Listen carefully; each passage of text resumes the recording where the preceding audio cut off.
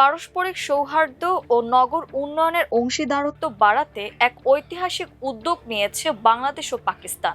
দুই দেশের রাজধানী ঢাকা ও ইসলামাবাদের মধ্যে সিস্টার সিটি সম্পর্ক স্থাপনের একটি প্রস্তাব চূড়ান্ত অনুমোদনের অপেক্ষায় রয়েছে।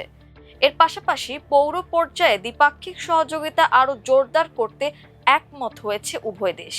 শনিবার ইসলামাবাদের ক্যাপিটাল ডেভেলপমেন্ট অথরিটি সিডিএ সদর দপ্তরে সিডিএ চেয়ারম্যান ও ইসলামাবাদের চিফ কমিশনার সোহেল আশরাফ এবং পাকিস্তানে নিযুক্ত বাংলাদেশের হাই কমিশনার মোহাম্মদ ইকবাল হোসেনের মধ্যে অনুষ্ঠিত এক উচ্চ পর্যায়ের বৈঠকে এই গুরুত্বপূর্ণ সিদ্ধান্ত নেওয়া হয়।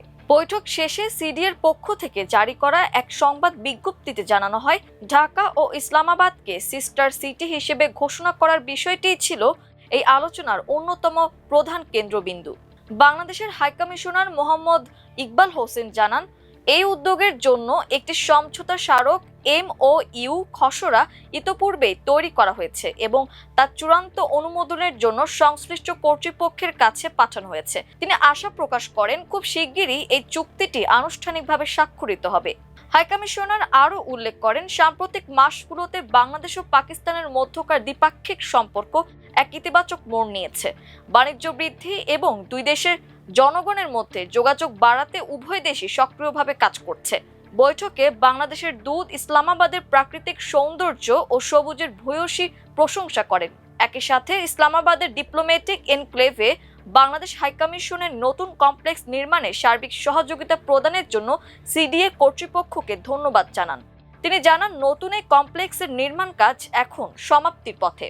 জবাবে সিডিএ চেয়ারম্যান সোহেল আশরাফ আশ্বাস দেন যে বাংলাদেশ হাইকমিশন কমপ্লেক্সের বাকি কাজ দ্রুত শেষ করতে এবং ডিপ্লোম্যাটিক এনক্লেভের অন্যান্য উন্নয়ন প্রকল্পে সিডিএ সম্ভাব্য সব ধরনের সহযোগিতা অব্যাহত রাখবে।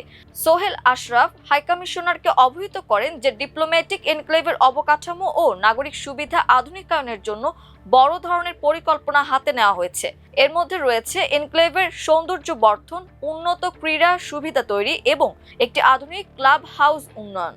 সাম্প্রতিক দ্বিপাক্ষিক বিনিময়ের কথা উল্লেখ করে বাংলাদেশের হাইকমিশনার জানান, সম্প্রতি পাকিস্তানের মাটিতে বাংলাদেশের একদল সরকারি কর্মকর্তার প্রশিক্ষণ অনুষ্ঠিত হয়েছে। সফরকালে তারা পাকিস্তানের বিভিন্ন শহর পরিদর্শন করেন এবং ঊর্ধ্বতন কর্মকর্তাদের সাথে মতবিনিময় করেন। সিডিএ চেয়ারম্যান এই ধরনের সফর ও বিনিময় কর্মসূচিকে স্বাগত জানিয়ে বলেন, এর ফলে বাংলাদেশ ও পাকিস্তানের মধ্যে সাংস্কৃতিক, শিক্ষাগত এবং পৌর বা নগর প্রশাসন পর্যায়ে পারস্পরিক সহযোগিতা ও অভিজ্ঞতা বিনিময়ের পথ আরও সুগম হবে। উভয় পক্ষই দুই রাজধানীর সম্পর্ককে নতুন উচ্চতায় নিয়ে যাওয়ার ব্যাপারে তাদের দৃঢ় অঙ্গীকার পুনর্ব্যক্ত করেছে।